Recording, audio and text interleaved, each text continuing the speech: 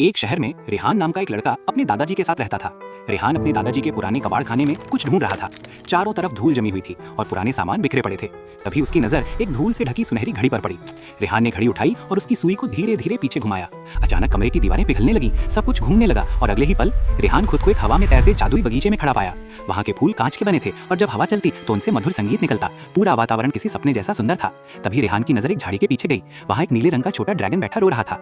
रेहान धीरे से उसके पास गया और पूछा, तुम क्यों रो रहे हो? ड्रैगन ने आंसू पूछते हुए कहा, मेरा नाम जूजू है। एक दुष्ट जादूगर इस बगीचे की धड़कन यानी हार्ट स्टोन चुरा ले गया है। अगर वो वापस नहीं मिला तो यहाँ का संगीत हमेशा के लिए बंद हो जाएगा और ये जगह पत्थर बन जाएगी। रेहान ने अपनी जादुई घड़ी की ओर देखा। उसे समझ आ गया कि वो इस घड़ी से वक्त को रोक सकता है। उसने जूजू की मदद करने का फैसला किया। दोनों मिलकर जादूगर के काले किले की ओर चल पड़े। किले के बाहर पत्थर के सैनिक पहरा दे रहे थे। जैसे ही सैनिकों ने उन्हें देखा, रेहान ने घड़ी का बटन दबाया और उसी पल वक्त रुक गया। सभी सैनिक अपनी जगह पर जम गए। रेहान धीरे धीरे अंदर गया और देखा जादूगर एक बड़े लाल पत्थर यानी हार्ट स्टोन से अपनी शक्ति खींच रहा था। रेहान ने जैसे ही पत्थर उठाने की कोशिश की, घड़ी की शक्ति खत्म हो गई और वक्त फिर से चलने लगा। जादूगर गुस्से में गरजा, एक मामूली लड़का मेरी शक्ति चुराएगा। उसने काले धुएं का हमला किया, लेकिन रेहान ने तुरंत घड़ी को आगे घुमा दिया। अचानक सब कुछ बहुत तेज हो गया। जादूगर अपनी ही जगह पर तेजी से घूमने लगा और चक्कर खाकर कमजोर पड़ गया। मौका देखकर रेहान ने हार्ट स्टोन उठाया और उसे जूजू की तरफ फेंक दिया। जैसे ही पत्थर जूजू के गले के पट्टे में लगा, एक तेज रोशनी फैली, जोरदार धमाका हुआ और पूरा बगीचा फिर से जीवित हो गया। फूल फिर से गाने लगे, हवा फिर से महकने लगी। जूजू खुशी से मुस्कुराया और रेहान को एक चमकता हुआ जादुई पंख देते हुए बोला, रेहान, असली जादू इस घड़ी में नहीं, तुम्हारे अंदर है। रेहान ने जैसे ही उस पंख को छुआ, वो वापस अपने दादाजी के बेसमेंट में था। उसके हाथ में घड़ी अब साधारण हो चुकी थी, लेकिन उसकी जेब में रखा वो चमकता हुआ पंख अब भी जादुई था।